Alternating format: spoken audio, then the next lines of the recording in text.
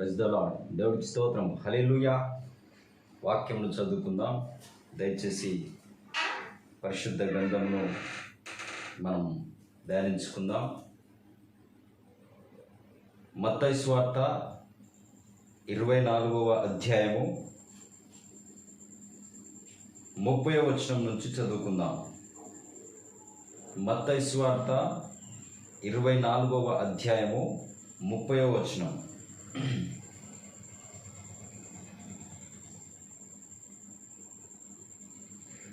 అప్పుడు మనుష్య కుమారుని సూచన ఆకాశమందు కనబడును. అప్పుడు మనుష్య కుమారుడు ప్రభావముతోనూ మహామహిమతోనూ ఆకాశ మేఘారుడై వచ్చుట చూచి భూమి మీద ఉన్న సకల గోత్రముల వారు రొమ్ము కొట్టుకొందురు. మరియు ఆయన గొప్ప బూరాతో తన దూతలను పంపును. వారు ఆకాశం యొక్క ఈ చివరి నుండి ఆ చివరి వరకు నలుదిక్కుల నుండి ఆయన ఏర్పరచుకొనిన వారిని పోగు చేదురు. దేవుడు ఈ వాక్యం దీవించునుగాక. అలాగే మత్తయి సువార్త, ఇదే మత్తయి సువార్త 26వ అధ్యాయము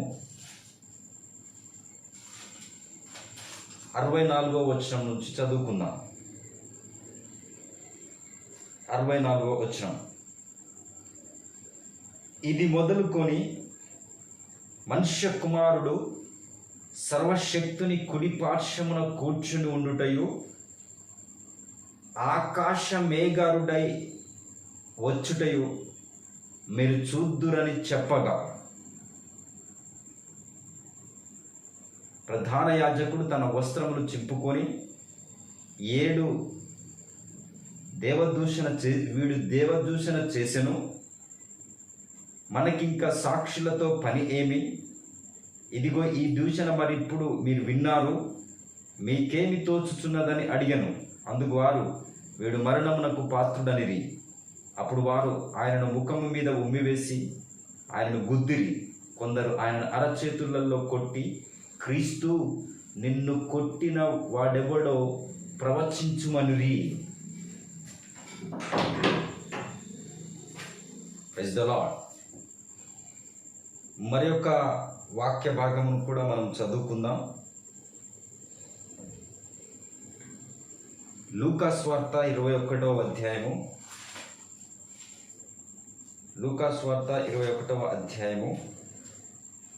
27వ వచనంలో,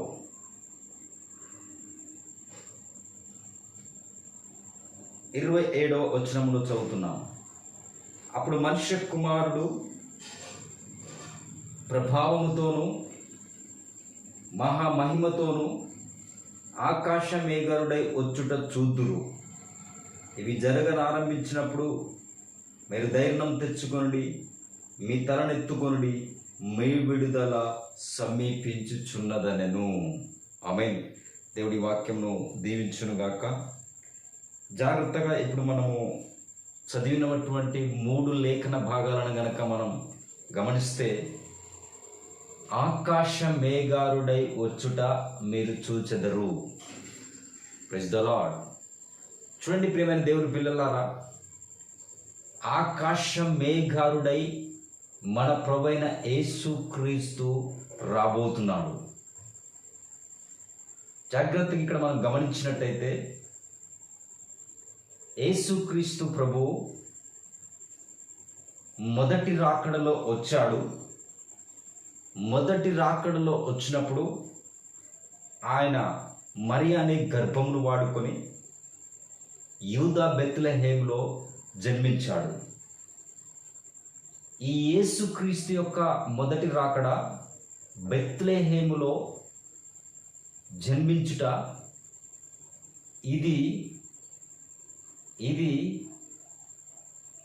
యూదులలో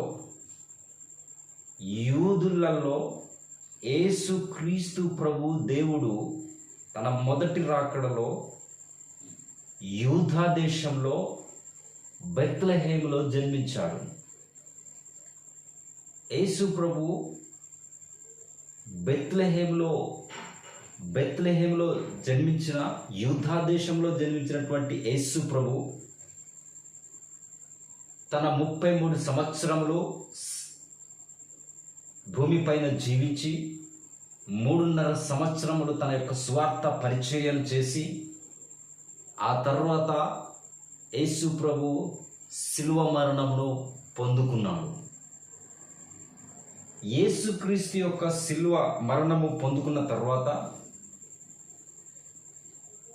దేవుడి ప్రణాళిక, భూమిపైకి ఆయన మానవ అవతారం ఎత్తుకొని వచ్చి రక్తమును కార్చి ప్రాణమును పెట్టి పాపమునకు పరిహారము జరిగించవలెనని, తన యొక్క పిల్లలను మరలా పరలోక రాజ్యమునకు తీసుకుపోవుట కోసము వారికి ఉన్న పాపం నుంచి పరిహారం జరగాలని, వారి పాపం తీసివేయాలని, ఆ పాప పరిహారానికి స్వయంగా దేవుడే బలిపశువుగా వచ్చి తన రక్తాన్ని కార్చి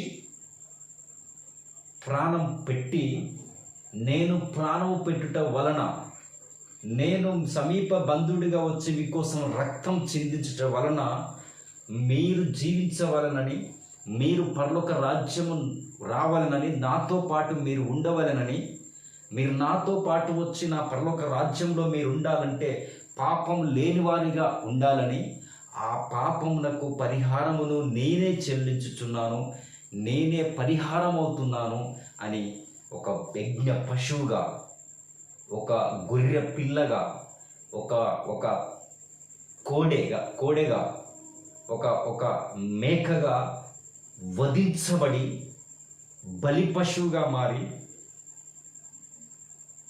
స్వయంగా దేవుడు భూమిపైకి నరావతారం ఎత్తుకొని వచ్చి ఆయనే బలి పశువుగా మారి మరణము పొందుకున్నాడు.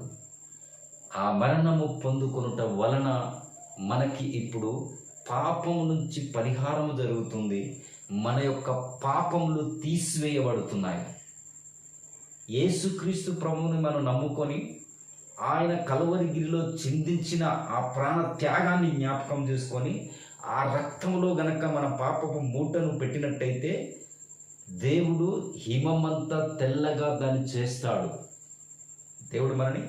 దేవుడు ఆ పాప పరిహారం జరిగించుట కోసమే, మన పాపములు తీసివేయడం కోసమే దేవుడు మరణించాడు. ఇది దేవుడి ప్రణాళిక.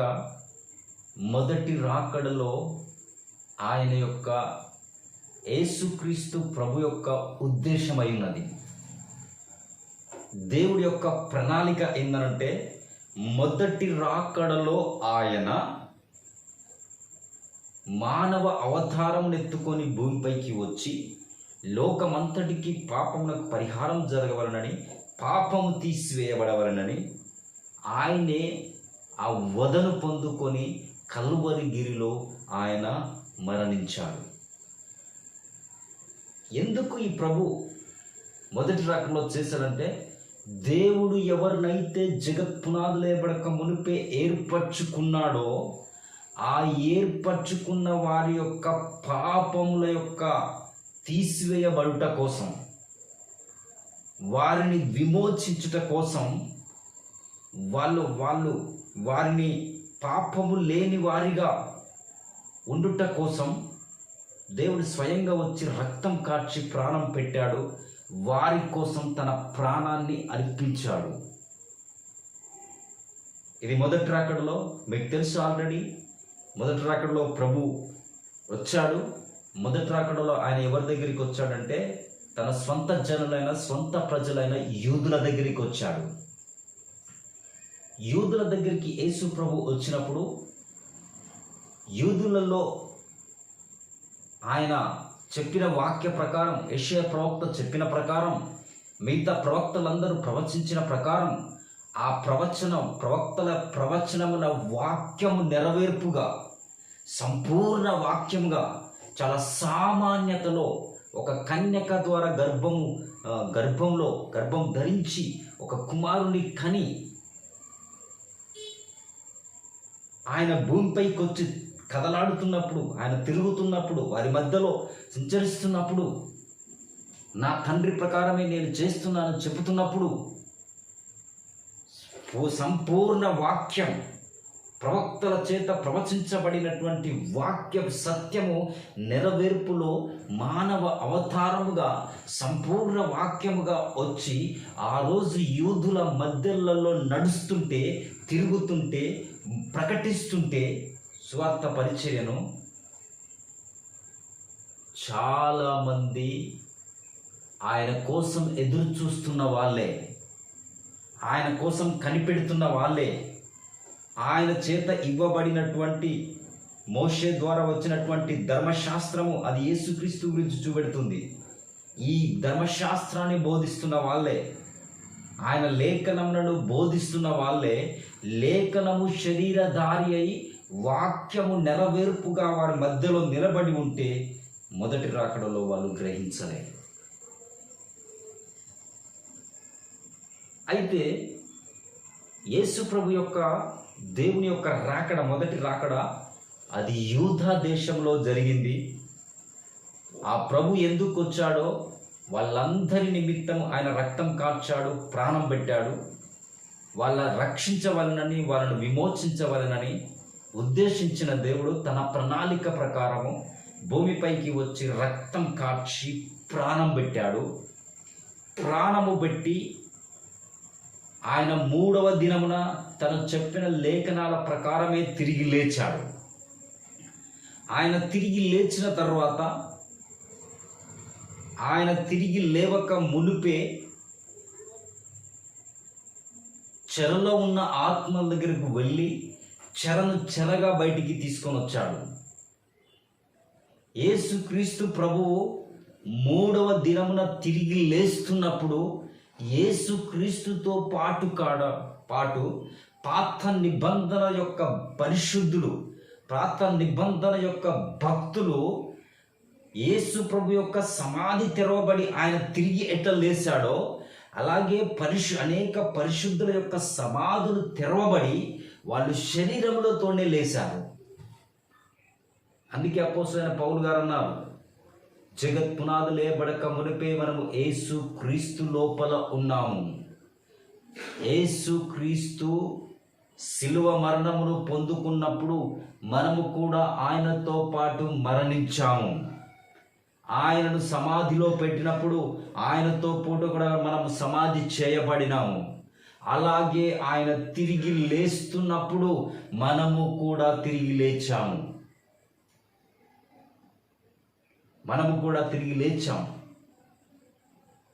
సో ఈ లేఖన ఆధారంగా పాత నిబంధన భక్తులందరూ ఎప్పుడో ఎన్నో సంవత్సరముల క్రితం చనిపోయినటువంటి పాత నిబంధన పరిశుద్ధులు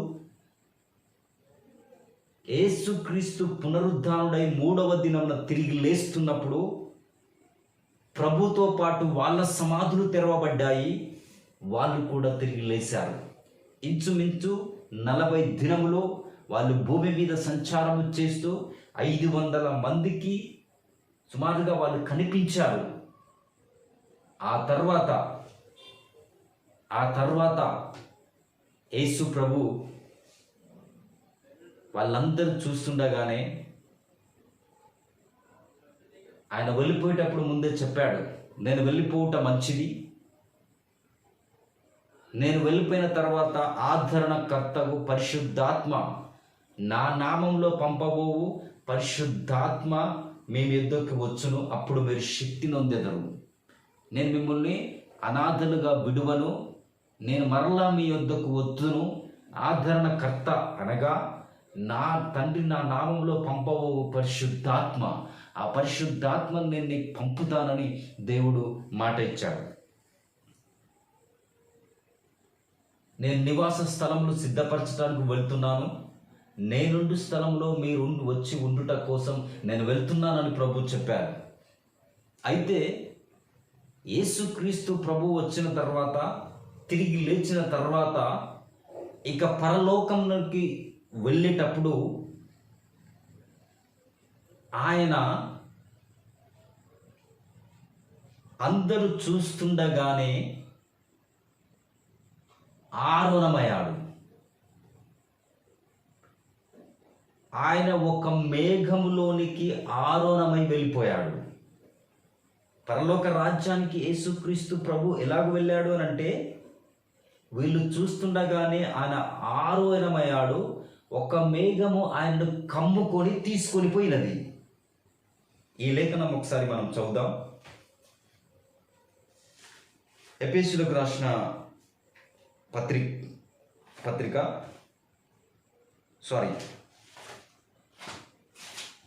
అపోస్తలుల గ్రంథము. దయచేసి నాతో పాటు పరిశుద్ధ గ్రంథంను ఓపెన్ తెరవండి. మరి ఇప్పుడు మనం చదువుదాం. అపోస్తల కార్యము 1వ అధ్యాయము 9వ వచనం నుంచి మనం చదువుకుందాం.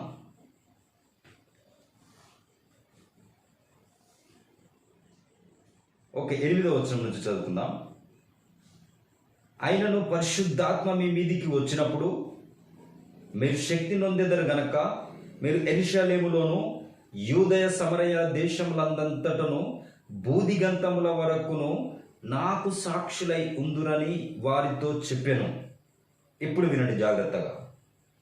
ఈ మాటలు చెప్పి వారు చూచుచుండగా ఆయన ఆరోహణమాయెను.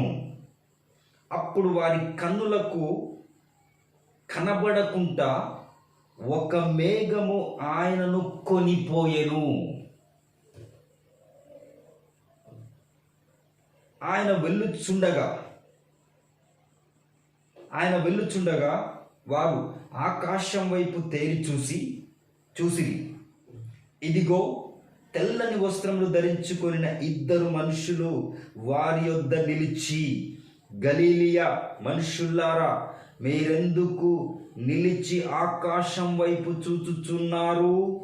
మీ యొద్ద నుండి పరలోకమునకు చేర్చుకొనబడిన ఈ యేసే ఏ రీతిగా పరలోకమునకు ఎల్లుట మీరు చూద్దురో, అదే రీతిగా ఆయన తిరిగి వచ్చునని వారితో చెప్పిరి. Praise the lord. దేవుడికి స్తోత్రం. హల్లెలూయా. చూడండి, మనకు ప్రతిదీ లేఖన ఆధారం కావాలి. మనకు ప్రతిదీ వాక్యంలో ఉండాలి. వాక్యం ఏది పడితే అది చెప్పటానికి కాదు. వాక్యము ఏది చెప్పితే అదే చెప్పాలి. వాక్యమే మనకు కొలమానంగా ఉండాలి. వాక్యం. అందుకే లేఖన ఆధారం ఇప్పుడు మనం ప్రకారం మనం గమనించి చూసినట్టయితే, ఆయన వెళ్ళిపోయేటప్పుడు ఆరోహణమయ్యాడు. ఆయన ఆరోహణమైన తర్వాత ఒక మేఘము ఆయనను కమ్ముకొని ఆయనకు కంటికి కనిపించకుండా వెళ్ళిపోయాడు. ఇలా యేసు ప్రభు ఆరోహణమై మేఘంలోనికి వెళ్ళిన ప్రభు పరలోక రాజ్యానికి వెళ్ళాడు. అలా వెళ్తున్నప్పుడు అక్కడ ఉన్నటువంటి యెరూషలేము ప్రజలు, గలిలయలో ఉన్నటువంటి ప్రజలందరూ దాన్ని చూస్తూ ఆశ్చర్యంగా తేరి చూస్తున్నప్పుడు అప్పుడు 2 మనుషులు, తెల్లని వస్త్రములు ధరించుకొని ఉన్నటువంటి 2 మనుషులు, ఆ 2 మనుషులు వీరితో మాట్లాడుతూ ఏమంటున్నారంటే, గలిలీలారా, ఏంది ఆకాశం వైపు తేరి చూచుచున్నారు? ఏ రీతిగానైతే ఆకాశంలో మేఘారుడై వెళ్ళిపోయిన ఈ యేసు మరలా అదే రీతిగా వస్తాడు. ఇప్పుడు ఈ ఇద్దరు తెల్లని వస్త్రములు ధరించుకొని వచ్చి ఈ గలిలయ మనుషులకు ఈ మాటలు చెప్పిన ఈ 2 మనుషులు, వీళ్ళు ఒక మర్మంగా ఉన్నారు. వీళ్ళిద్దరు ఒక మర్మంగా ఉన్నారు. వీళ్ళు తెల్లని వస్త్రములు ధరించుకున్నటువంటి 2 మనుషులు. వీళ్ళు గలిలీయులకు వర్తమానం చెప్పారు. ఏంటంటే ఏ రీతిగా మీరు వెళ్ళుట మీరు చూసారో, యేసుక్రీస్తు ప్రభు ఏ విధంగా ఆరోహణమై వెళ్ళిపోవుట చూసారో, మరలా అదే రీతిగా ఇదే యేసు ప్రభు వస్తాడని ఆ ఇద్దరు మనుషులు చెప్పారు. వాళ్ళిద్దరూ మర్మంగా ఉన్నారు. వాళ్ళ పేర్లు రాయబడలేదు, వారు ఎవరని చెప్పబడలేదు. కానీ తెల్లని వస్త్రములు ధరించినటువంటి ఇద్దరు మనుషులు. ఇది మర్మము. దేవుడి చిత్తమైతే మరలా ఎప్పుడైనా మాట్లాడినప్పుడు దాని గురించి మాట్లాడదాం. సో ఇప్పుడు మన వర్తమానం ఏంటంటే, యేసుక్రీస్తు ప్రభు తిరిగి లేచిన తర్వాత ఆరోహణమైపోయి మేఘంలోనికి కొనిపోబడి ఆ తర్వాత పరలోక రాజ్యం వెళ్ళాడు. ఫస్ట్ ఆరోహణమయ్యాడు, ఆరోహణమైన తర్వాత మేఘంలోనికి వెళ్ళాడు, మేఘము అతన్ని పరలోక రాజ్యము కొనిపోయింది. It's a same thing. యేసు ప్రభు పరలోకం నుండి వస్తాడు. పరలోకం నుంచి యేసు ప్రభు వస్తాడు. మధ్య ఆకాశంలో మేఘముగా వస్తాడు. మధ్య ఆకాశంలో మేఘముగా వచ్చినప్పుడు దేవుడు అప్పుడు భూమిపైనికి కూడా ఉంటాడు. ఈ 3 స్టెప్పులు చూడండి. పరలోకంలో నుంచి దేవుడు ఆకాశంలో మధ్యాకాశంలో మేఘముగా వస్తాడు. మధ్యాకాశంలో మేఘముగా వస్తున్న దేవుడు, మేఘముగా వచ్చినప్పుడే దేవుడు ఆల్రెడీ భూమిపైన ఉంటాడు. ఆయన పైనుంచి కిందికి దిగొచ్చే విధానం ఏందనంటే, పరలోకం నుంచి మేఘము, మధ్యాకాశంలో మేఘముగా, ఆ మేఘముగా వచ్చిన తర్వాత భూమిపైన. ఇదే సత్యం. ఆయన ఏ విధంగా వెళ్ళాడో మరలా అదే రీతిగా వస్తాడు. ఆయన ఏ విధంగా వెళ్ళాడు? ఆరోహణమయ్యాడు. ఆరోహణమైన తర్వాత మేఘం అతన్ని ఆవరించి ఉంది. మేఘం ఆయన్ని కమ్ముకొని పరలోక రాజ్యం తీసుకెళ్ళింది. పరలోక రాజ్యం వెళ్ళాడు. ఇట్స్ ఏ దేవుడు మళ్ళా ఇప్పుడు 2వ రాకడలో వస్తున్నప్పుడు ఆయన పరలోకంలో నుంచి మేఘారుడై వస్తాడు మధ్యాకాశంలో. మధ్యాకాశంలోనికి వచ్చినప్పుడు ఆయన అవరోహణమై ఉంటాడు భూమిపైన. అవరోహణమై ఉంటాడు భూమిపైన. మధ్యాకాశంలోకి మేఘం వచ్చిందంటే ఆ మేఘంలో వచ్చినటువంటి దేవుడు భూమిపైకి ఆరోహణమై వచ్చి ఉన్నాడు అన్నట్టు. సో ఇది ఇప్పుడు మొదటి రాకడలో ఆయన బాలుడిగా యూదా బెత్లెహేములో దీన పశువుల పాకలో జన్మించాడు. ఆ మొదటి రాకడ యొక్క ఉద్దేశం ఏంది అనంటే, దేవుడు ఎవరైతే ఏర్పరచుకున్నాడో వారి పాపములకు తీసివేయుట కోసము, వారి పాపములకు ప్రాయశ్చిత్తం జరుగుట కోసము, వారిని విమోచించుట కోసం, వారిని రక్షించుట కోసము, వారికి విమోచన జరగాలి అనంటే దేవుడే స్వయంగా వచ్చి ప్రాణము పెడితేనే చట్టం ఒప్పుకుంటుంది. గనక ఆయన బాలుడిగా మానవ అవతారాన్ని ఎత్తి భూమిపైకి వచ్చి మరణించాడు. ఎవరినైతే ఏర్పరచుకున్నాడో వారి పాపముల నిమిత్తము ఆయన రక్తం కార్చి వారిని విమోచించుట కోసం తన ప్రాణాన్ని వెలగబెట్టాడు. ఇప్పుడు రెండొకసారి ఆయన వస్తాడు. ఆయన రెండొకసారి ఎందుకు వస్తాడంటే, ఎవరి నిమిత్తమైతే రక్తం కార్చాడో, ఎవరి నిమిత్తమైతే ప్రాణంలో పెట్టాడో, ఎవరినైతే పరలోక రాజ్యం విమోచించాలి, వీరిని రక్షించాలి అని దేవుడు ప్రణాళిక వేశాడో, ఆ రక్షింపబడిన ఆ విమోచించబడి సిద్ధపడి ఉండి ఎదురు చూస్తున్నటువంటి తను ఏర్పరచుకున్న, తన లోపల జగత్పునాది లేబడక మునిపై ఏర్పరచుకున్నటువంటి తన పిల్లల్ని తీసుకుపోవుట కోసం ఇప్పుడు 2వ రాకడలో వస్తాడు. కానీ మొదటి రాకడ జరిగింది ఎక్కడ అంటే యూదా బెత్లెహేంలో జరిగింది, యూదా దేశంలో జరిగింది, ఇజ్రాయేల్ దేశంలో జరిగింది. కానీ ఇప్పుడు రెండవ రాకడ వచ్చేసరికి రెండవ రాకడలో ఇప్పుడు ఆయన ఆకాశ మేఘారుడై వస్తాడు. ఆయన ఆకాశ మేఘారుడై వస్తాడు. రెండవ రాకడలో తన యొక్క పిల్లల్ని తీసుకుపోవటకు ఇప్పుడు రాబోతున్నాడు అని చెప్పలేదా? నేను మరలా మీ వద్దకు వచ్చి మిమ్మల్ని నేనుండు స్థలంలో తీసుకుపోవటకు వస్తానని అన్న ప్రకారం ఇప్పుడు ఆయన వస్తున్నాడు. ఆయన తీసుకుపోవటకు వస్తున్నాడు.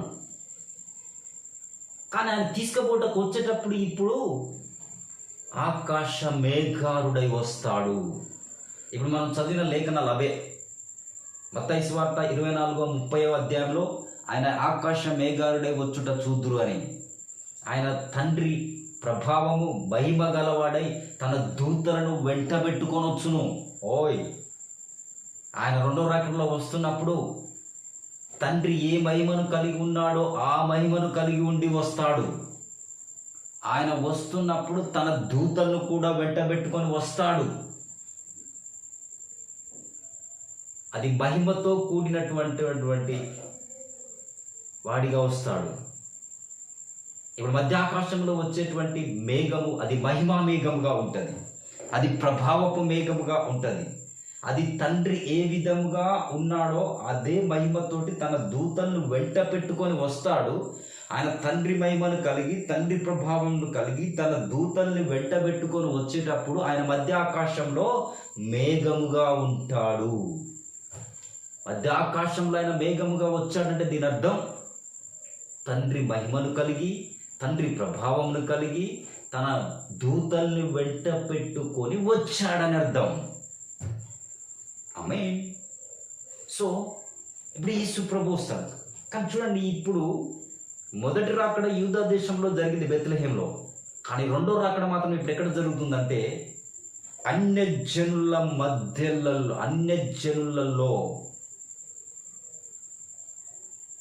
జరుగుతుంది. అన్యజనుల యొక్క కాలము సంపూర్ణమైనప్పుడు, ఆ అన్యజనుల కాలము సంపూర్ణం అయ్యే సమయంలో, ఆ అంత్య దినములలో ఆ యేసు ప్రభు ఆకాశ మేఘారుడై వచ్చేసి తన ఏర్పరచబడినటువంటి వధువును, ఏర్పరచబడినటువంటి తన యొక్క భార్యను తన రక్తం చేత వెలపెట్టి కొన్నటువంటి సజీవ దేవుని సంఘం, ఆ సంఘమును తీసుకువెళ్ళట కోసము ఇప్పుడు దేవుడు మధ్యాకాశంలో ఆకాశ మేఘారుడై వస్తాడు. చూడండి, ఇప్పటి వరకు మనము ఇజ్రాయెల్ దేశంలో మొదటి రాకడ జరిగింది, కార్యములు జరిగాయి. కానీ యేసుక్రీస్తు ప్రభు ఆకాశ మేఘారుడై వెళ్ళిపోయిన తర్వాత ఇప్పుడు దేవుని యొక్క స్వార్థ వెలుగు ఇజ్రాయేలు దేశంలో లేదు. దేవుని యొక్క వెలుగు, దేవుని యొక్క కృప, దేవుని యొక్క వెలుగు ఎటువైపు ప్రయాణించింది అనంటే అది అన్యజనుల దేశాల వైపు ప్రయాణించింది. ఎప్పుడైతే యేసుక్రీస్తు ప్రభువును మొదటి రాకడలో సిలువ వేసి సిలువకు అప్పచెప్పారో, ఎప్పుడైతే సిలువ మరణించి తిరిగి లేచిన తర్వాత ఆరోహణ వెళ్ళిపోయిన తర్వాత ఆ వెలుగు అపోస్తుల లోపల ఉన్నది. పరిశుద్ధాత్మ వెలుగైంది. ఆ వెలుగు అపోస్తులోనికి వచ్చిన తర్వాత అపోస్తులు ప్రకటిస్తున్నటువంటి వాక్యంలో దేవుని వెలుగుంది. కానీ ఎప్పుడైతే వాళ్ళు అపోస్తులను తిరస్కరించి అపోస్తులను హతసాక్షులుగా చంపడం మొదలుపెట్టారో, ఇప్పుడు వెలుగు అనగా అపోస్తుల బోధన నుంచి వస్తున్న దేవుని వాక్య సత్యము, ఆ వెలుగు ఇప్పుడు ఇజ్రాయేలును విడిచిపెట్టి అన్యజనులైన ఇతర దేశాల్లోనికి పోవడం మొదలైంది. వెలుగు ఏ విధంగా అన్యజనుల వద్దకు వచ్చింది అని అంటే, సత్యవాక్యము అపోస్తుల లోపల్లో నుంచి వాక్యము అన్యజనుల యొద్దకు ఎప్పుడైతే వచ్చిందో అప్పుడు వెలుగు, దేవుడి యొక్క వెలుగు అన్యజనుల వైపు ప్రయాణించడం మొదలైంది. అందుకే పౌలు గారు అన్నారు, నేను అన్యజనులకు బోధకునై ఉన్నాను, అన్యజనులకు అపోస్తలుడై ఉన్నాను. దేవుడు అన్యజనులను ఏర్పరచుకున్నాడు. మన వలె దేవుడు వాళ్ళతో మాట్లాడుతున్నాడు, మన వలె వాళ్ళు పరిశుద్ధాత్మను పొందుతున్నారు అని చెప్పేసి అన్యజనుల వైపు దేవుని స్వార్థ మొదలైంది.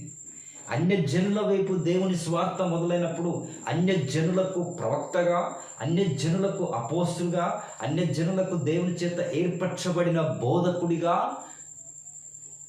ఎవరున్నారంటే అపోస్తుడైన పౌలు గారు ఉన్నారు. అపోస్తుడైన పౌలు గారు అందుకే అన్నాడు, అనాది కాలములో నుంచి మరుగు చేయబడిన మర్మమును మీకు చెప్పుచున్నాను. అనేక జనముల నుంచి మరుగైన మర్మాన్ని మీకు చెప్పుతున్నాను. అనాది కాలం నుంచి వస్తున్న మర్మం ఇది. ఈ మర్మము ఇంతకాలపు ప్రవక్తలకు బయలుపరచబడలేదు, కానీ ఇంత తేటగా పరిశుద్ధాత్మ ద్వారా ఇప్పుడు మనకు బయలుపరచబడుతున్నది.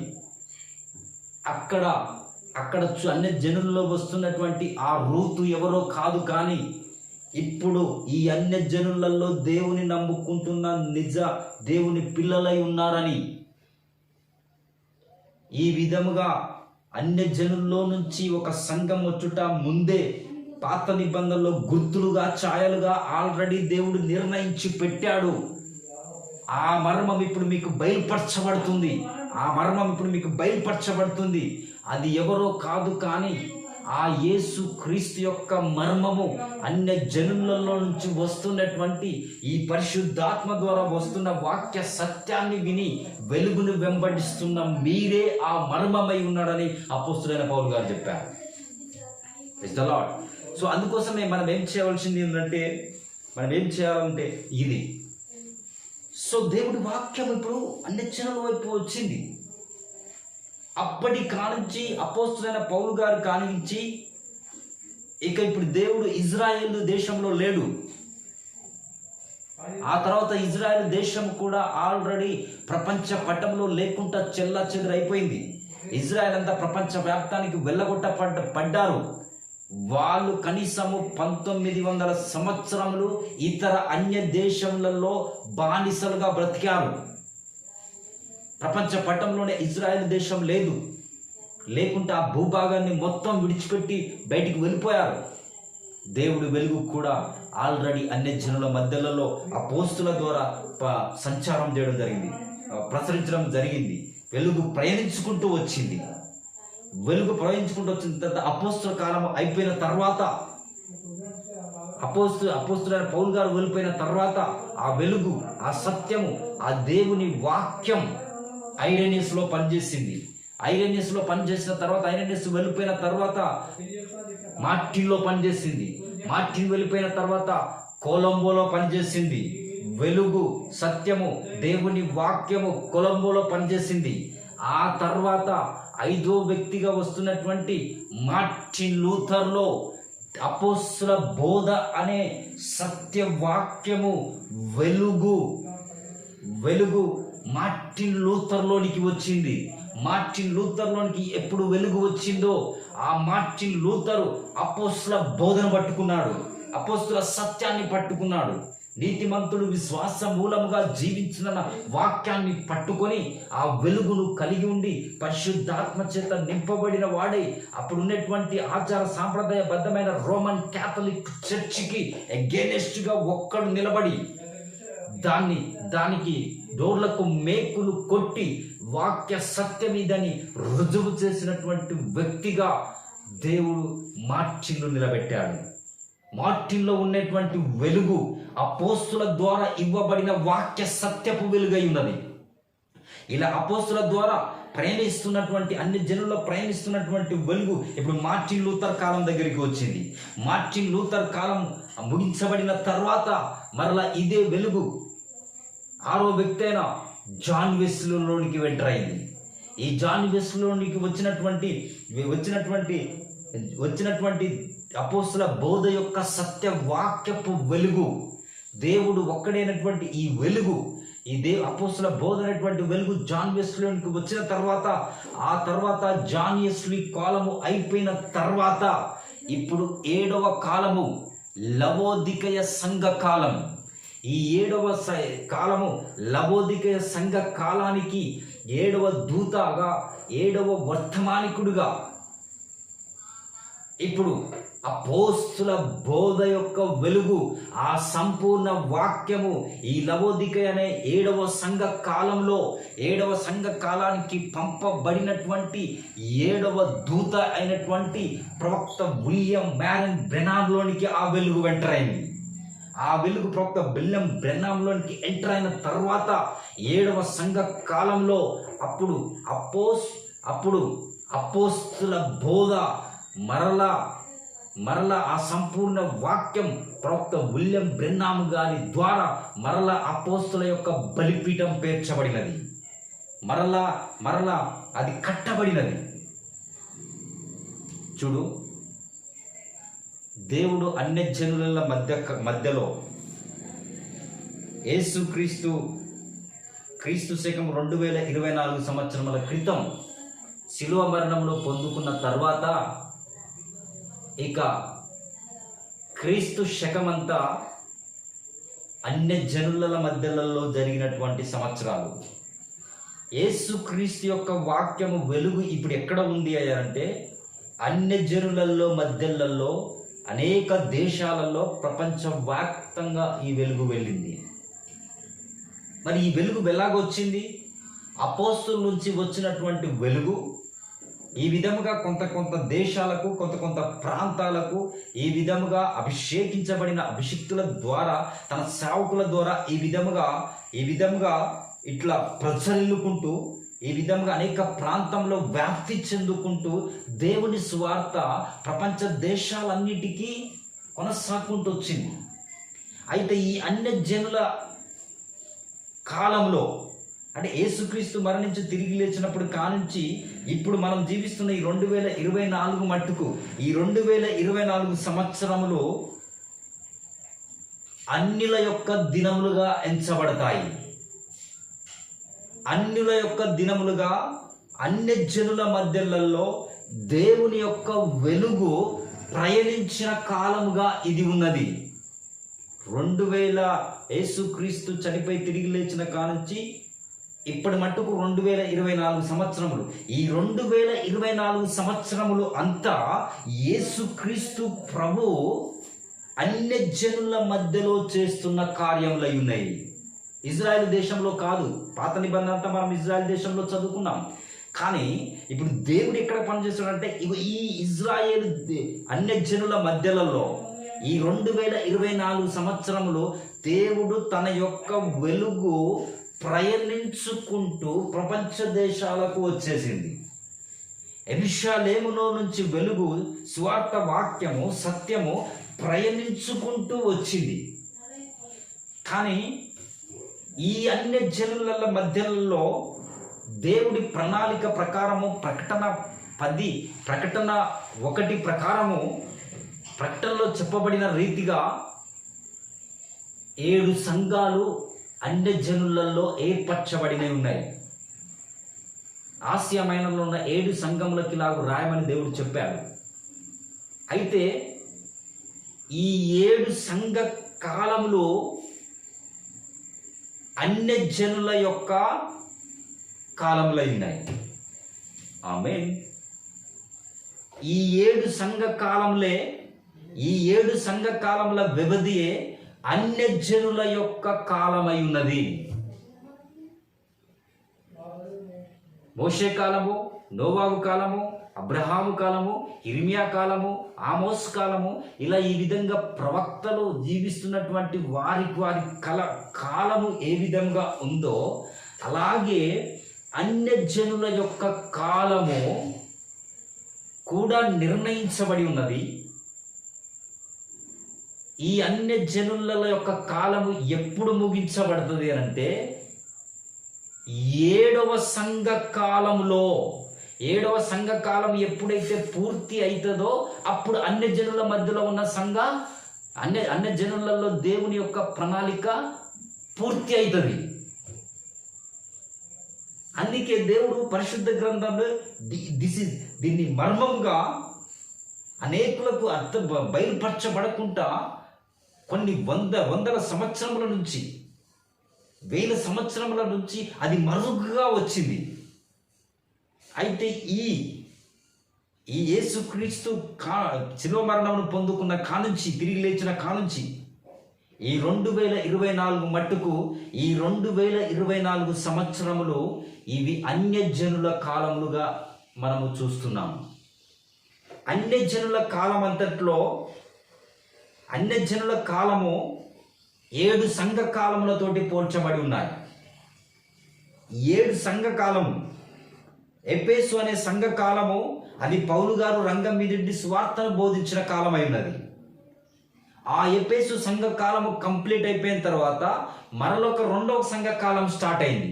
రెండవ సంఘ కాలం స్టార్ట్ అయినప్పుడు ఇప్పుడు దేవుని యొక్క వెలుగు ఎఫెసు సంఘ కాలంలో పౌలు గారిలో పనిచేసినటువంటి వెలుగు ఈ తర్వాత నెక్స్ట్, ఆ తర్వాత ఐరేనియస్ అనేటువంటి వ్యక్తిలో ఆ వెలుగు ప్రసరించినది. ఆ వెలుగు, ఆ ఐరేనియస్ ఉన్నంత కాలము ఆ ఎఫెసు ఈ స్ఫూర్ణ సంఘ కాలము ఎంత మట్టుకైతే దేవుడు నిర్ణయించాడో దాని ప్రకారము ఆ వెలుగు ప్రయాణించింది. ఈ విధంగా ఎఫెసు నుంచి దేవుడు జంప్ అయి మళ్ళీ ఎఫెసు నుంచి స్ఫూర్ణకు వచ్చాడు. స్ఫూర్ణకాలం అయిపోయిన తర్వాత మరలా పెర్గామా తర్వాత సార్దీసు, ఇలా ఈ విధంగా ఎఫెసు, స్ఫూర్ణ, పెర్గామా, తుయాతైర సంఘకాలం అయిపోయిన తర్వాత సార్దీసు అయిపోయిన తర్వాత ఫిలదెల్ఫియా అయిపోయిన తర్వాత లవోదికయ. దేవుడు సంఘ కాలాలలో మోషే కాలం అయిపోయిన తర్వాత యెహోషువ కాలం ఎలాగో, ఎఫెసు అనేటువంటి సంఘకాలము కంప్లీట్ అయిపోయిన తర్వాత వెలుగు ఎఫెసు సంఘకాలము కంప్లీట్ అయ్యేంత మట్టుకు, అప్పుడు మట్టుకు దేవుడి ప్రణాళిక కొనసాగింది. దేవుని యొక్క వెలుగు అక్కడ ఉంది. ఎప్పుడైతే ఎఫెసు యొక్క సంఘ కాలము అయిపోయిందో, ఎఫెసు అయిపోయిన తర్వాత స్ఫూర్ణ స్టార్ట్ అయింది. స్ఫూర్ణ స్టార్ట్ అయినప్పుడు దేవుడు మరొక వర్తమానికుని లేపి అతనిలో తన వాక్య సత్యాన్ని పెట్టి ఆ వెలుగు మరల రెండవ సంఘ కాలంలో పనిచేసినది. ఆ తర్వాత 3వ సంఘ కాలంలో పనిచేసింది. ఆ తర్వాత 4వ సంఘ కాలంలో పనిచేసింది. ఇదే విధంగా 5వ సంఘ కాలంలో, 5వ సంఘ కాలానికి సార్దీస్ అనే సంఘకాల సమయంలో అప్పుడు 5వ దూతగా, 5వ నక్షత్రంగా, దేవుని కుడి చేతిలో ఉన్నటువంటి వ్యక్తిగా దేవుడు అప్పుడు మార్టిన్ లూథర్ను ఎన్నుకున్నాడు. మార్టిన్ లూథర్ను ఎన్నుకున్న దేవుడు మార్టిన్ లూథర్లోకి తన వెలుగును, తన వాక్య సత్యాన్ని కుమరించుకొని ఆ సార్దీస్ కాలంలో ఆ రోమన్ క్యాథలిక్ చర్చికి ఎదురుగా నిలబడి దేవుడు తన వెలుగును తన యొక్క సంఘంలో 5వ సంఘ కాలంలో మార్టిన్ లూథర్ ద్వారా దేవుడు కదిలాడు. వెలుగు ఇప్పుడు 5వ సంఘ కాలము మార్టిన్ లూథర్ ద్వారా సంఘానికి అందింది. వెలుగు, దేవుని వాక్య సత్యము మార్టిన్ లూథర్ ద్వారా ఆ కాలానికి సంబంధించిన సంఘానికి, 5వ సంఘ కాలానికి వర్తమానం అనేటువంటి వాక్య సత్యపు వెలుగు ప్రయాణించింది. ఆ తర్వాత ఆ కాలం అయిపోయిన తర్వాత మళ్ళీ ఫిలదెల్ఫియా కాలం స్టార్ట్ అయింది. ఫిలదెల్ఫియా సంఘ కాలం స్టార్ట్ అయినప్పుడు దేవుడు జాన్ వెస్లీని వాడుకోవడం మొదలుపెట్టాడు. జాన్ వెస్లీ అయిపోయిన తర్వాత, ఆయన వెళ్ళిపోయిన తర్వాత ఇప్పుడు 7వ సంఘ కాలం స్టార్ట్ అయింది. 7వ సంఘ కాలం స్టార్ట్ అయినప్పుడు ఇప్పుడు 7వ దూత కావాల్సి వస్తుంది. 7వ సంఘ కాలానికి 7వ దూత కావాలి. ఆ 7వ దూత ద్వారా దేవుని సత్యము, దేవుని వాక్యము అప్పుడు 7వ సంఘానికి, 7వ సంఘ కాలంలో ఉన్నటువంటి ప్రజలకు అప్పుడు ఆ 7వ దూత ద్వారా వాక్యం అందుతుంది. అయితే ఆ దూతనే ఎవరంటే ప్రవక్త విలియం మ్యారియన్ బ్రెన్హామ్ గారు 7వ సంఘకాలపు లవోదికయ అనే సంఘం అనేటువంటి సంఘ కాలానికి దూతగా, వర్తమానికుడిగా, దేవుని కుడి చేతిలో ఉన్న 7వ నక్షత్రంగా ఉండి సంపూర్ణ బోధ, అపోస్తుల సంపూర్ణ వాక్యం అనేటువంటి సర్వ సత్యపు వెలుగును ప్రవక్త విలియం బ్రెన్హామ్ గారి ద్వారా దేవుడు తీసుకొచ్చాడు. ఇది ఇప్పటి మట్టుకు నేను చెప్పింది అన్యజనుల అన్యజనులలో 7 సంఘకాలములలో దేవుడు పనిచేశాడు. కానీ ఇప్పుడు ఆయన రెండో రాకడ ఎప్పుడు జరుగుద్ది అంటే, లవోదికయ అనే సంఘకాలము అన్యజనుల యొక్క కాలము సంపూర్ణమైనప్పుడు, అన్యజనుల కాలం సంపూర్ణమైనప్పుడు, అనగా లవోదికయ సంఘ కాలము 7వ సంఘ కాలంలో, ఆ అంత్య దినములలో, ఆ చివరి సంఘ కాలములలో, అన్యజనుల కాలము సంపూర్ణమవుతున్నటువంటి సమయంలో దేవుడు తన మాట ప్రకారము తనను వచ్చి తీసుకుపోతానని చెప్పిన తన మాట ప్రకారము ఆయన ఇప్పుడు రెండవ రాకడలో ఆకాశ మేఘారుడై రావలసి ఉన్నది. ఆయన ఆకాశ మేఘారుడై వస్తాడు. రెండో రాకడలో ఏ విధంగా వస్తాడు? ఆయన ఆకాశ మేఘారుడై వస్తాడు. తండ్రి ప్రభావం కలిగి, మహిమను కలిగి, తన దూతలను వెంట పెట్టుకొని వస్తాడు. మరి తన దూతలను ఆయన వెంట పెట్టుకొని వచ్చినప్పుడు, ప్రైజ్ ది లార్డ్, మరి ఆయన దూతలను వెంట పెట్టుకొని వచ్చినప్పుడు ఆయన తండ్రి మహిమను కలిగి వస్తాడు. మరి ఇది ఎప్పుడు వస్తాడయ్యా అంటే, లవోదికయ సంఘ కాలంలో, అన్యజనుల యొక్క కాలం సంపూర్ణమైనప్పుడు, అప్పుడు, అనగా అన్యజనుల యొక్క కాలం సంపూర్ణం ఎప్పుడైతుంది? 7వ సంఘ కాలమైన లవోదికయ కాలంతో ముగించబడుతుంది. అంటే యేసుక్రీస్తు ప్రభు రెండో రాకడలో ఆకాశ మేఘారుడై ఎప్పుడు వస్తాడయ్యా అంటే, లేఖనము ప్రకారము లవోదికయ సంఘ కాలంలో 7వ దూత 7వ సంఘంలోకి నిర్ణయించబడిన సంఘానికి వర్తమానమును అందిస్తున్నప్పుడు, ఆ 7వ దూత భూమి మీద ఉండి స్వార్థను ప్రకటిస్తున్నప్పుడు దేవుడు ఆకాశ మేఘారుడై వస్తాడు.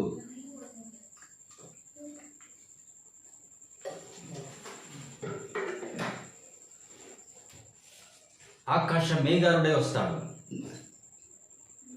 ఈ ఆకాశ మేఘారుడై వస్తాడు అన్నట్టుగానే ఇప్పుడు రెండవ రాకడలో యేసుక్రీస్తు ప్రభు భూమిపైకి వస్తున్న సమయంలో ఆయన ఆకాశ మేఘారుడై వస్తాడు.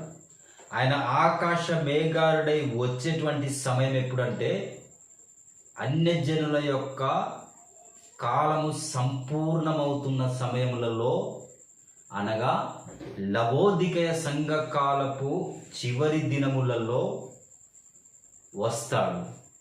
కానీ లవోదికయ సంఘకాలం అనే 7వ సంఘానికి వర్తమానము అందిస్తున్నటువంటి వ్యక్తి 7వ దూత భూమి మీద ఉన్నప్పుడు, 7వ దూత భూమి మీద ఉన్నప్పుడు ఆయన ఆకాశ మేఘారుడై వస్తాడు.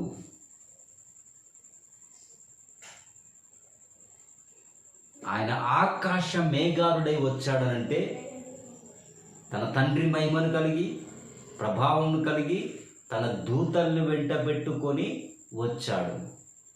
ఆయన ఆకాశ మేఘారుడై వచ్చాడంటే, ఆ తర్వాత ఇప్పుడు ఆయన ఎక్కడ ఉంటాడు? భూమిపైన ఉంటాడు.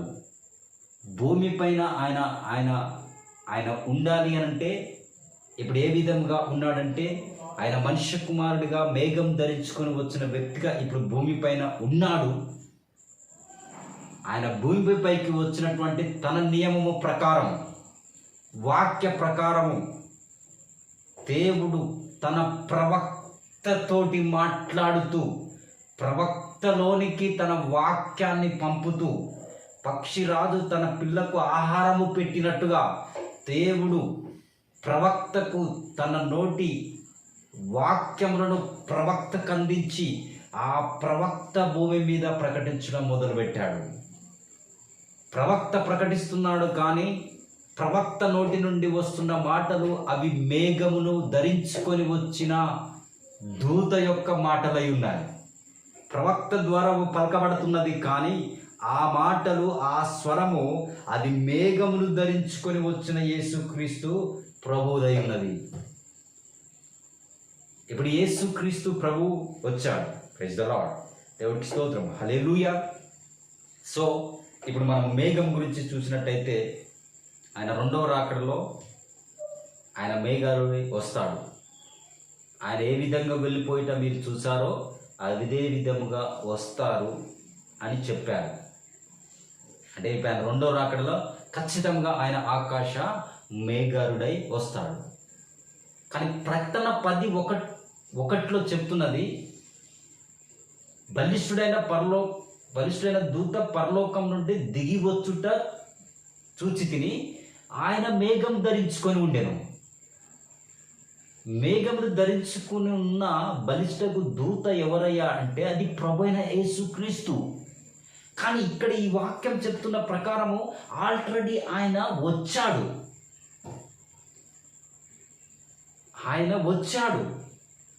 మేఘమును ధరించుకొని వచ్చాడు. ప్రకటన 10:1 ప్రకారం. సో ఆయన వచ్చాడు మేఘమును ధరించుకొని. అయితే ఆయన మేఘము ధరించుకొని భూమిపైకి వచ్చినప్పుడు, మధ్యాకాశంలో వచ్చినప్పుడు, అది ఆయన రెండవ రాకడ యొక్క సూచన ఉన్నది. అదే ఆయన యొక్క రెండవ రాకడ ఉన్నది. యేసుక్రీస్తు ప్రభు మేఘమును ధరించుకొని మధ్యాకాశంలో ప్రవక్త విలియం మ్యారియన్ బ్రెన్హామ్ గారి పరిచర్యలో, ఈ ప్రవక్త విలియం మ్యారియన్ బ్రెన్హామ్ గారి పరిచర్యలో దేవుడు అగ్ని స్తంభముగా, మేఘ స్తంభముగా ఆ యొక్క పరిచర్యలో దిగి వచ్చి నిరూపించాడు. ఈ ప్రవక్త గారు అమెరికా దేశంలో ఉన్నటువంటి జాఫర్సన్ విల్లో కెంటకీ ప్రాంతంలో జన్మించినటువంటి ఈ విలియం మ్యారియన్ బ్రెన్హామ్ అనేటువంటి ఈ ప్రవక్త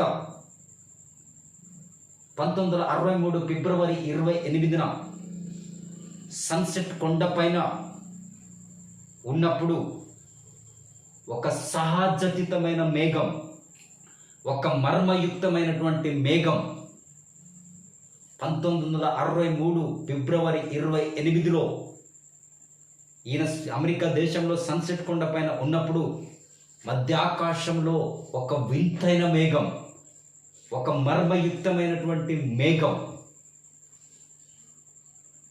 ఒక 26 మైళ్ళ ఎత్తులో 36 మైళ్ళ వెడల్పుతోటి అంత పెద్దగా పిరమిడ్ ఆకారంలో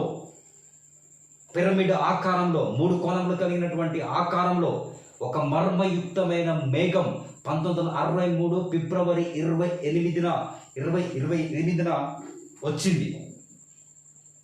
28లో ఆ మేఘం వచ్చింది. ఆ మేఘం వచ్చినప్పుడు అక్కడ ఉన్నటువంటి లైఫ్ మ్యాగజైన్కి సంబంధించినటువంటి వార్తాపత్రికలకు సంబంధించిన వాళ్ళు తన యొక్క కెమెరాల ద్వారా ఆకాశంలో ఏర్పడ్డ ఆ మర్మయుక్తమైనటువంటి మేఘమును 26 మైళ్ళలో ఎత్తులో 36 మైళ్ళ వెడల్పుతోటి ఇంత పెద్దది ఒక మర్మయుక్తంగా ఏర్పడ్డ మేఘమని చెప్పేసి వాళ్ళు ఫోటోలు తీసి తమ యొక్క పత్రికలలో ఇది ఒక వింతగా ఉంది, ఇది ఒక మర్మమైన మేఘం అని చెప్పేసి వాళ్ళు వార్తాపత్రికలలో ప్రచారం చేశారు, ప్రకటించారు. కానీ ఇదే టైంలో ప్రవక్త విలియం బ్రెన్హామ్ గారు సన్సెట్ కొండ పైన ఉన్నప్పుడు అదిగో ఆకాశం మేఘారుడై వచ్చిన ఆ మేఘము ఉందే, ఆ మేఘాన్ని మీరు చూచారా? అయ్యల్లారా, ఇది అదేనా సమయం? వాక్యము చెప్పుతున్న ప్రకారము ఆయన ఆకాశ మేఘారుడై వస్తాడని చెప్పలేదా? ఆయన రావలసిన సమయము ఇది కాదా? మీరు చూస్తున్న ఆ మర్మయుక్తమైన మేఘము ఆయన రాకడగాదా అని ప్రకటించడం మొదలుపెట్టాడు. అదే జాగ్రత్తగా గమనించి అయ్యలారా దాన్ని చూడండి, ఈ కాలంలో పరిశీలించండి, ఈ సమయంలో పరీక్షించండి. అదే వస్తాడు అని చెప్పాడు చూడు. ఆయన నేను ఆకాశ మేఘారుడే వస్తాడని చెప్పాడు, లేఖనంలో చెప్పుకున్నాడు చూడు. అగో ఆ వాక్యం, అగో ఆ మధ్యాకాశంలో వచ్చిన ఆ మర్మయుక్తమైన మేఘం, అగో అదే ఆ మేఘము నుంచి 7 దూతల సమూహము రెప్పపాటున సన్సెట్ కొండపై ప్రవక్త గారు ఉన్నప్పుడు ఒక పెద్ద భూకంపం జరిగింది. ఒక భయంకరమైన పేలుడు జరిగింది. అకస్మాత్తుగా 7 దూతలు ఆయనకు అక్కడ ప్రత్యక్షమయ్యారు. ఆ 7 దూతలు ఆయనను వెంట పెట్టుకొని మధ్యాకాశంలో మర్మయుక్తమైన మేఘంలోనికి ఈ ప్రవక్తను వారు తీసుకెళ్లారు. ఈ ప్రవక్త ఆ మేఘంలోనికి వెళ్ళాడు. ఆ మేఘంలో ఉన్నటువంటి కొద్ది నిమిషంలో ఆ మేఘంలో తన యొక్క గడిపాడు. ఆ మేఘములతోటి గడిపిన తర్వాత మరలా భూమిపైకి వచ్చాడు. ఆ మేఘంలో ఒక స్వరమును విన్నాడు. ఆ మేఘంలో స్వరము విని వచ్చిన తర్వాత అక్కడ పొందుకున్నాడు ప్రకటన గ్రంథంలో ఉండేటువంటి 7 ముద్రల మర్మాన్ని. మేఘంలో నుంచి ఒక స్వరం విని మేఘంలోనికి కొనిపోయబడిన తర్వాత విన్న ఆ స్వరము అది 7 ముద్రల మర్మమై ఉన్నది. అది దేవుని చెవి చేతిలో ఉన్న 7 ముద్రల పుస్తకమైనది. ఆ పుస్తక ప్రత్యక్షతన బయలుపాటును ఆ మేఘంలోనికి వెళ్ళి పొందుకున్న తర్వాత వచ్చి అప్పుడు చెప్పాడు, ఇకో ఆకాశ మేఘారుడే ఆయన వస్తానన్న వాక్యం వచ్చాడు. అది ఆయనే. ఆయన నాకు 7 ముద్రల గ్రంథమును బోధించమని నన్ను పంపాడు. అక్కడ నేనేదైతే ఇప్పుడు 7 ముద్రలను ఇక్కడ బోధిస్తున్నానో ఇది నేను మేఘ స్తంభంలోనికి వెళ్ళిన తర్వాత మేఘ స్తంభంలో పొందుకొని వచ్చిన అభిషేకం చేత నేను మాట్లాడుతున్నాను. ఇవి నా మాటలు కావు, కానీ ఆకాశ మేఘారుడై వచ్చినటువంటి బలిష్ఠులకు దూత మాట్లాడుతున్న గొర్రెపిల్ల విప్పుతున్న 7 ముద్రల పుస్తకమైందని ప్రవక్త చెప్పాడు. ఆయన ఆకాశ మేఘారుడై 1963 ఫిబ్రవరి 28లో 26 మైళ్ళ వెత్తులో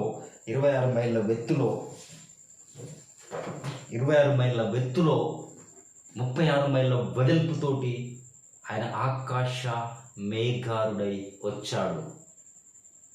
ఆయన ఆకాశ మేఘారుడై వచ్చాడు అనంటే మనము చదివిన వాక్య ప్రకారము మత్తయి సువార్త 24:30 ప్రకారము, మత్తయి సువార్త 26:64 ప్రకారము, లూకా సువార్త 21:27 వచనము ప్రకారము మధ్య ఆకాశంలో మర్మయుక్తమైన మేఘం వచ్చినప్పుడు ఆయన ఆకాశ మేఘారుడై వచ్చాడు. ఆయన ఆకాశ మేఘారుడై వచ్చినప్పుడు ఆయన తండ్రి మహిమయు ప్రభావము గలవాడై వచ్చాడు. 1963 ఫిబ్రవరి 8లో ఆయన తండ్రి ప్రభావము మహిమయు గలవాడై వచ్చాడు. అలాగనే తన యొక్క దూతలను కూడా వెంట పెట్టుకొని వచ్చాడు. ఈ దూతలు తను నలుదిక్కు నుండి ఏర్పరచబడిన వారికి పోగు చేయట కోసం వచ్చిన దూతలు. ఈ దూతలు ఆల్రెడీ ప్రకటించారు, తను ఏర్పరచబడిన వారిని పోగు చేశారు. కానీ 7వ దినంలో ఆయన ఆకాశ మేఘారుడై వస్తున్నప్పుడు ఆ దూతలు కూడా మహిమై గలవై ప్రభావము గలవాలై, తండ్రి ఏ విధంగా మహిమ ప్రభావములు కలిగి ఉన్నాడో యేసు ప్రభువు కూడా అదే మహిమను కలిగి ఉన్నాడు. ఆయనతో పాటు వచ్చినటువంటి ఆ దూతలు కూడా అదే మహిమను కలిగి ఉన్నారు. కానీ ఆ దూతలు వచ్చి ఆల్రెడీ తను ఏర్పరచబడిన వారిని పోగు చేశారు. సో ఆల్రెడీ ఇప్పుడు 1963 ఫిబ్రవరి 28లో వస్తున్నప్పుడే మేఘం వచ్చినప్పుడే ఆల్రెడీ యేసు ప్రభు తన తండ్రి మహిమ గలవాడవై మధ్యాకాశంలో సూచనగా ప్రత్యక్షమయ్యాడు. తండ్రి మహిమ ప్రభావమును కలిగి ఉన్నాడు. ఆయనతో పాటు దూతలు కూడా వచ్చాయి. ఆ దూతలు కూడా ఇప్పుడు భూమిపైనే ఉన్నాయి. ఇప్పుడు యేసుక్రీస్తు ప్రభు మేఘమును ధరించుకొని వచ్చిన ప్రభు ఇప్పుడు భూమిపైన వ్యక్తిగా నిలబడి ఉన్నాడు. ఆయనతో పాటు ఆ దూతలు కూడా ఆయనతో పాటు తిరుగుతూ ఉన్నవి. ప్రైజ్ ది లార్డ్, దేవునికి స్తోత్రం, హల్లెలూయా. సో ఈ మేఘం, ఈ మర్మయుక్తమైనటువంటి ఈ మేఘం 1963 ఫిబ్రవరి 28లో వచ్చినటువంటి ఈ మేఘం ఇకో ఈ విధముగా మధ్యాకాశంలో ఏర్పడినది. ఈ విధముగా మధ్యాకాశంలో పిరమిడ్ ఆకారంలో మర్మయుక్తమైన మేఘంగా ఏర్పడినది. ఈ మేఘాన్ని చాలామంది ఇప్పుడు ఈ కాలంలో నమ్ముటలేదు, ఈ మేఘాన్ని చేర్చుకున్నట్లు లేదు. ఇది ఆయన రాకడ అంటే, ఆయన రెండవ రాకడలో లేఖనం ప్రకారము వస్తానన్న ప్రకారం ఆయన ఆకాశ మేఘారుడై వచ్చాడు. ఆయన మేఘమును ధరించుకొని వస్తానని లేఖనములలో తన ఎన్నో చోట్ల చెప్పుకున్నాడు. ఏ సమయంలో ఆయన వస్తాడనేది కూడా ఆల్రెడీ పరిశుద్ధ గ్రంథంలో ఉన్నది. ఈ అంత్య దినంలో లవోదికే సంఘ కాలం చివరిలో, ఈ అన్య జనుల యొక్క కాలం సంపూర్ణమైన సమయంలో, అదే విధముగా ఇజ్రాయేలు తమ సొంత దేశానికి అంజూరపు చెట్టు వలె చిగురిస్తున్న సమయంలో ఆయన ఖచ్చితంగా ఇదే దినములలో ఆకాశ మేఘారుడై వస్తాడని ముందుగా ప్రవక్తల ద్వారా పరిశుద్ధ గ్రంథం ద్వారా చెప్పబడినటువంటి వాక్యము ఈ దినములలో 1943 ఫిబ్రవరి 28లో ఆయన ఆకాశ మేఘారుడై వచ్చినప్పుడు తన యొక్క వాక్యాన్ని నెరవేర్పు చేశాడు. దేవుడు దిగి వచ్చాడు ఆకాశ మేఘారుడై. కానీ ఈరోజు జనాలు వాక్య లేఖనాన్ని పఠనము చేయక, వాక్య ధ్యానం చేయక, కరెక్ట్గా లేఖనములను చేర్చుకొనలేక, ఈ రెండవ రాకడలో ఆయన ఆకాశ మేఘారుడై వస్తానన్న ఈ వాక్యమును, ఈ దేవుని రెండవ రాకడను అనేకులు త్రోసివేస్తున్నారు. కానీ మీరు గమనించండి, అనేకులు ఇది ఇప్పుడు త్రోసివేయబడ్డ కూడా అది వాక్యానుసారమే. మొదటి రాకడలో ఆయన సంపూర్ణ వాక్యముగా వచ్చి వాళ్ళ మధ్యలో నిలబడి వాక్య ప్రకారమే ప్రవచనములు, ప్రవక్తల ద్వారా ప్రవచించిన వాక్యములన్నీ నెరవేర్పు జరిగిస్తుంటే, భక్తిపరులు, నీతి ప్రకారం జీవిస్తున్న వాళ్ళు, కానుకలు ఇస్తున్నారు, దశమ భాగములు ఇస్తున్న వాళ్ళు, మరి బోధకులు, ప్రధాన యాజకులు, బిషపులు, ధర్మశాస్త్ర ఉపదేశకులు, హెరోదీలు, సద్దుకేలు, పరిసయ్యులు, వీళ్ళందరూ దేవుని నమ్ముతూనే, యెహోవా దేవుని నమ్ముతూనే, వాక్యమును వెంబడిస్తూనే ఆరాధిస్తున్న వాళ్ళే స్వయంగా వాక్యము నెరవేర్పు జరిగి వాళ్ళ మధ్యలోనికి వచ్చి ప్రకటిస్తున్నప్పుడు, వాక్యము శరీరధారి అయి నడుచుకుంటూ వాళ్ళ దగ్గరికి వచ్చినప్పుడు, వాళ్ళతో ఉండి సువార్తను ప్రకటిస్తున్నప్పుడు, వాక్యమును ఎంత తెరుచుకొని చెప్పినా, ఇగో అబ్రహాము నన్ను చూడగోరాడు, అనేకులు ఈ దినము కోసం ఎదురు చూశారు, నేను నా తండ్రి చిత్త ప్రకారం నేర్చున్నాను, నా తండ్రి నేను ఏకమై ఉన్నాం, నేను తప్ప వేరొక దేవుడు లేడు అని ఎప్పుడైతే ఆయన వాక్య సత్యాలను బయలుపరుచుకొని వాళ్ళ మధ్యలో చెప్తుంటే, అనేక లక్షల మంది ప్రజలు దాన్ని చూడలేకపోయారు. ఏర్పరచబడ్డటువంటి ఒక 120 మంది ప్రజలే, ఇంచుమించు 119, 120 మంది ప్రజలు మాత్రమే సంపూర్ణముగా ఆయన దేవుడని నమ్మి, ఆయన వాక్య సత్యమై ఉన్నాడని నమ్మి, ఈయన నిత్య జీవపు మాటలు గలవాడైనటువంటి అని దేవుడని నమ్మి ధైర్యంగా వెంబడించిన వాళ్ళు 119, 120 మంది మాత్రమే. వాళ్ళే పెంతెకోస్తు పండగ దినమున మేడగదిలో ఉన్నారు.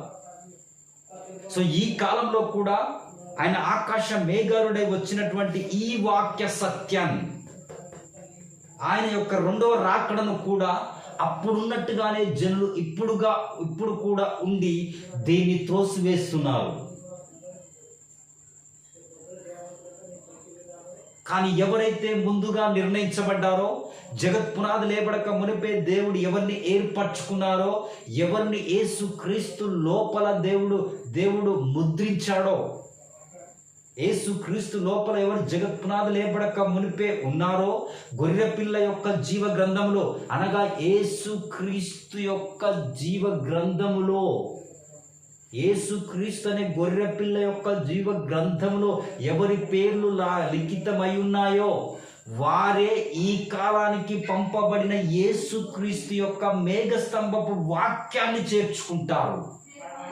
ఈ వాక్య సత్యము ఏర్పరచబడిన వారికి మాత్రమే, ఈ వాక్య సంతం ముందుగా నిర్ణయించబడిన వారికి మాత్రమే, ఈ మేఘమును ధరించుకొని వచ్చినటువంటి వాక్య సత్యము జగత్పునాది లేబడక మునిపే గొర్రెపిల్ల యొక్క జీవ గ్రంథంలో పేర్లు ఉన్న వారికి మాత్రమే, వాళ్ళు మాత్రమే చేర్చుకుంటారు.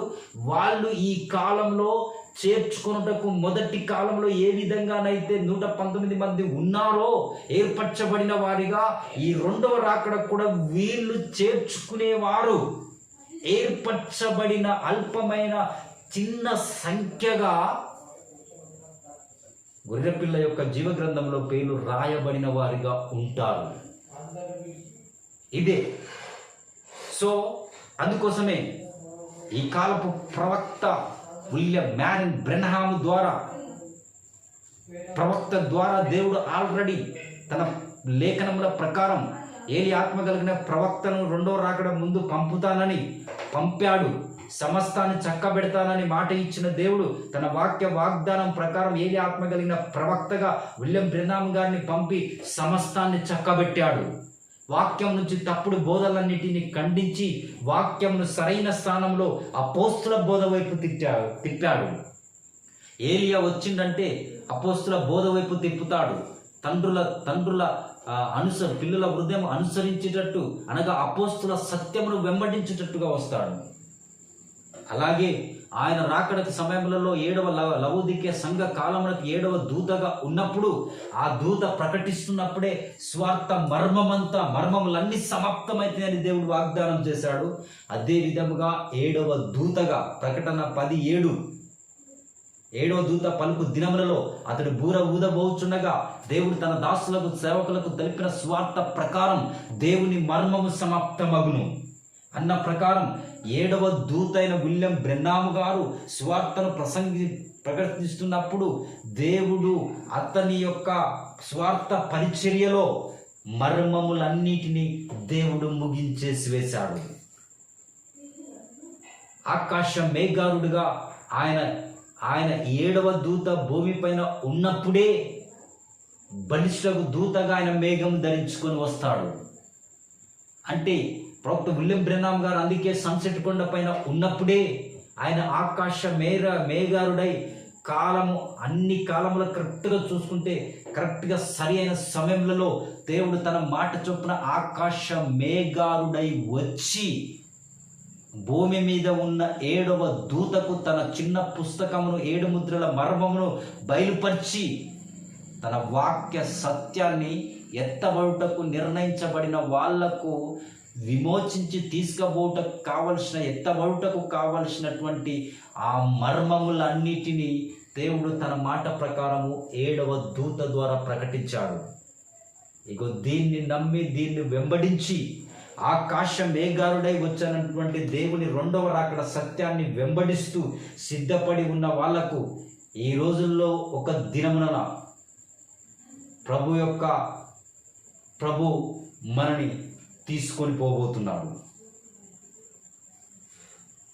మధ్యాకాశంలోనికి మన మేఘారుడై వెళ్ళిపోయి పరలోక రాజ్యం పోబోతున్నాం. ఆల్రెడీ మధ్యాకాశంలో ఆయన సూచనగా ఆయన ఆల్రెడీ మేఘం ధరించుకొని వచ్చి ఇప్పుడు భూమి పైన ఉన్నాడు.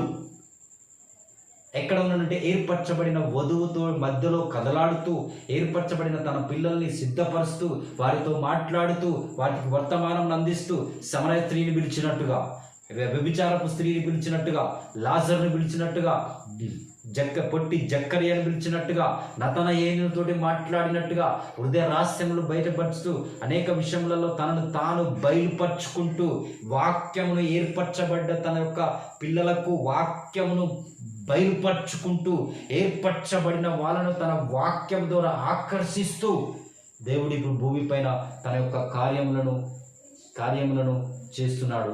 ఒక దినమునల్లా చివరి గొర్రె రావడంతోటే దేవుని యొక్క ప్రణాళిక సంపూర్తి అయిపోతుంది. ఆ తర్వాత దేవుడు ఆయనతో పాటు మనము కూడా ప్రభు మధ్యాకాశంలో నుంచి పరలోకం వెళ్ళిపోబోతున్నాము. అందుకే పరలోక రాజ్యం పోయేది అందరూ కాదు, కొందరే. ఆ కొందరు ఎవరయ్యా అంటే ఈ కాలంలో రెండవ రాకడలో ఆకాశ మేఘారుడై వస్తారన్న వాక్య సత్యాన్ని వెంబడించి సంపూర్ణ వాక్యమును చేర్చుకొని సిద్ధపడి ఉన్న వాళ్ళకు మాత్రమే పరలోక రాజ్యం. మనుష్య కుమారుడికి పాపములు క్షమించే అధికారం ఉంది. రెండవ రాకడంలో ఆకాశ మేఘారుడై వచ్చినటువంటి మనుష్య కుమారుడు, ఈ మనుష్య కుమారుడు ఎవరి పాపములను క్షమిస్తాడో వారి పాపములు క్షమించబడతాయి. ఎవరి పాపములైతే క్షమించబడతాయో వాళ్ళు మాత్రమే పరలోక రాజ్యం పోతారు.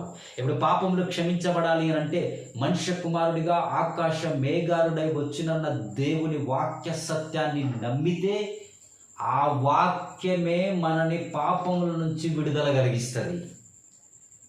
అప్పుడు ఆ వాక్యము మన పాపం నుండి క్షమిస్తుంది. అప్పుడు మనము పాపములు లేని వారిగా ఉండి పరిపూర్ణులుగా మనము దేవుని మేఘము చేత నింపబడి పరిపూర్ణత చెంది మన మధ్యాకాశంలోనికి ప్రభుని ఎదుర్కొని ప్రభుతో పాటు మనము వెళ్ళిపోతున్నాము. ప్రభు ఆల్రెడీ ఇప్పుడు భూమిపైన ఉన్నాడు. ఒక దినమున ఆయన మరలా మేఘంలోనికి వెళ్తాడు, మరలా ఆయన పరలోక రాజ్యానికి వెళ్తాడు. ఆయన వెళుతున్నప్పుడే, ఆయన మేఘంలోనికి వెళ్తున్నప్పుడే మనము ఆయనతో పాటు మేఘంలోనికి వెళ్తాము. ఆల్రెడీ మన నీడలో మన పరిపూర్ణమైనది యేసుక్రీస్తుతో పాటు పరలోకపు స్థలంలో మనకు అక్కడ ఉన్నది. మనము ఓన్లీ శరీర మార్పు కోసం ఎదురు చూస్తున్నాము. యేసు ప్రభు వెళ్ళిపోతున్న పాటు యేసు ప్రభుతో పాటు మరలా మనము మధ్యాకాశంలో ప్రభుని ఎదుర్కొని పరలోక రాజ్యం పోబోతున్నాం. ఎవరైతే ఈ మేఘస్తంభపు వర్తమాన సత్యమును నమ్మి వెంబడిస్తారో వాళ్ళు నిత్య జీవమును పొందుకొనుట కోసం నిర్ణయించబడిన వారై ఉన్నారు. దేవుడు ఈ వాక్యమును దీవించునుగాక.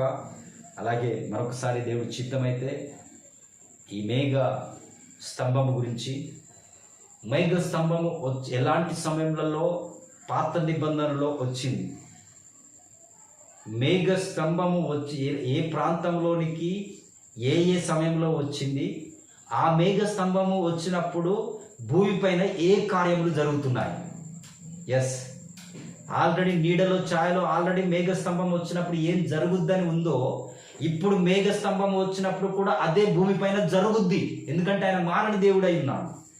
సో ఇప్పుడు ఇది ఏం జరుగుతుంది అంటే తెలుసుకోవాలి అంటే అప్పుడు ఏం జరిగింది అనేది, మేఘ స్తంభంలో అప్పుడు మేఘం వచ్చినప్పుడు ఏం జరిగింది అనేది విషయము మనం తెలుసుకోవాలి. దేవుడు ఒక గొప్ప క్లూనిచ్చాడు ప్రవక్త ద్వారా మనకు తన పరిశుద్ధ గ్రంథం చేత. ఏమన్నంటే ఇప్పుడు ఏది జరుగుతుందో ఇంతకు ముందు జరిగిందే, ఇంతకు ముందు ఏం జరిగిందో ఇప్పుడు అదే జరుగుతుంది, ఇప్పుడు ఇంతకు ముందు ఏం జరిగిందో ఇక జరగబోతున్నది. ఆయన నిన్న నేడు నిరంతరం ఏకరీతిగా ఉన్నాడు. ఏ మాత్రం ఆయనలో మార్పు లేదు. ఆయన మారని దేవుడు. మనుషులు మారుతారు, పాత్రలు మారుతాయి, కానీ దేవుడు మారడు. దేవుడి స్వభావము మారదు, దేవుడి విధానము మారదు. నోవాహు కాలంలో ఉన్న దేవుడే ఇప్పుడు సేమ్ అదే విధంగా ఉన్నాడు. కానీ నోవాహు ఇప్పుడు ఉండడు, కానీ నోవాహు లాంటి ప్రవక్త ఇప్పుడు ఉంటాడు. మోషే కాలంలో దేవుడు ఏ విధానంలో పనిచేసుకుంటూ వచ్చాడో ఈ దినంలో అదే విధానంలో పనిచేసుకుంటూ వస్తాడు. కానీ అప్పుడు మోషే ఉన్నాడు, కానీ ఇప్పుడు మోషే లాంటి ఇంకొక ప్రవక్త ఉంటాడు. కానీ విధానాలు అవే, చేసే కార్యక్రమాలు అవి ఏకరీతిగా ఉన్నాయి. అవి మారలా. దేవుడు మార్చడు, తన స్వభావాన్ని మారడు, అదే విధానంలో చేసుకుంటూ పోతాడు. కానీ మనుషులు మారుతారు. అక్కడున్న మోషేకి బదులు ఇప్పుడు వేరొక ప్రవక్త ఉంటాడు. అప్పుడున్న నోవాకు బదులు ఇప్పుడు వేరొక ప్రవక్త ఉంటాడు. కానీ సేమ్ విధానం, సేమ్ మాట్లాడే విధానం, దేవుడు సేమ్ కొనసాగించే విధానం, దేవుడు సేమ్ ఆ విధంగానే మాట్లాడతాడు, దేవుడు సేమ్ ఆ విధంగానే తీర్పు కూడా తీరుస్తాడు. సో ఆ విధంగా మరి ఏ సమయంలో ఆయన పాత నిబంధనలో మేఘారుడై వచ్చాడు, ఆ మేఘము దేని గురించి సూచిస్తుంది, ఇప్పుడు మేఘం వచ్చినప్పుడు భూమిపైన ఏం జరుగుతుందని ప్రవక్త చెప్పిన వర్తమానంలో నుంచి, పరిశుద్ధ గ్రంథంలో నుంచి దేవుని చిత్తమైతే రాబోయేటువంటి దినములలో మనము దాన్ని ధ్యానించుకొనబోతున్నాం. దేవుడి వాక్యమును దీవించునుగాక. ప్రార్థన చేసుకుందాం. తలలో ఉంచండి.